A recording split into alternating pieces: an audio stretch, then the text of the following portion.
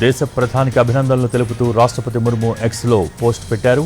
దేశ చరిత్రలో అత్యధిక కాలం ప్రధానమంత్రిగా సేవలందించి విశిష్ట గౌరవాన్ని పొందారని ప్రశంసించారు. ప్రజలు మోడీ నాయకత్వంపై విశ్వాసం ఉంచారని, ఆ నమ్మకానికి నిదర్శనమే చరిత్ర అని కొనియాడారు.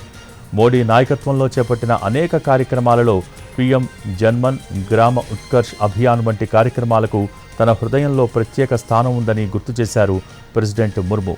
మోడీ పాలన ఆర్థిక స్థిరత్వం, సామాజిక పరివర్తన, అభివృద్ధికి చిరునామాగా నిలిచిందని పోస్టులో పేర్కొన్నారు.